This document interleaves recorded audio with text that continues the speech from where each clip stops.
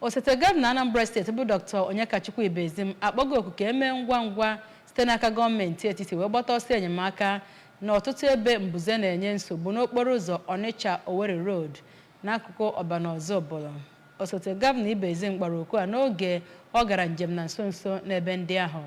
Onye nta akụkọ site n'obi gọọmenti bụ Emmanuel Okonkwo kọrọ na n'oge njem ahụ na-achọpụtara na ya bụ mbuze bụ nke gwugoro nnukwu tonu n'okporo ụzọ ahụ ka ọ dị etiwogo ya bụ okporo ụzọ etiti abụọ wee hapụ naanị otu ntakịrị ebe ndị ọkwọ ụgbọala si aga ma bụrụ ndị ya bụ mbuze na-etinye ndụ ha n'ọdachi n'oge ha na-aga na ya.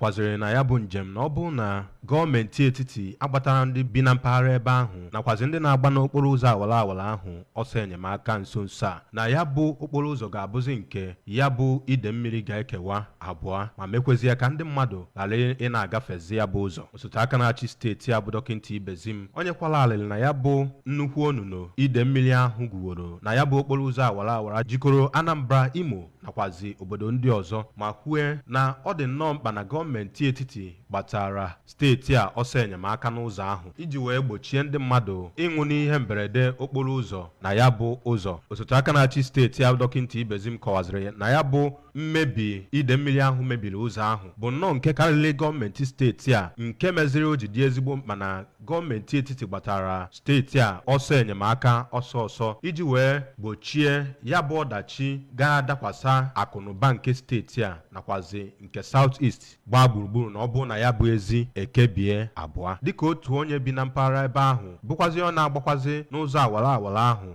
bụ Maazị Oluchukwu Neta si wee kọwaa ọ dị nnọọ ezigbo mkpa na gọọmenti gbatara ha ọsọ enyemaka ọsọ n'egbughị oge ọbụla ebe ọ kọwaziri na ọtụtụ akụnụba nakwazi ndụ abụgoro nke etufu n'ihi ya bụ onuno ide mmiri ahụ gwu n'okporo ụzọ ahụ ma kọwaa na mkpụrụ ụbọchị one na one gara aga na ndị mmadụ nọ n'ime moto dana n'ime otu n'ime onuno ndị ahụ ide mmiri gwu n'ụzọ awara ahụ site n'ụzọ awara Onitsha Owerri Road. Abụ m Emmanuel Okonkwo.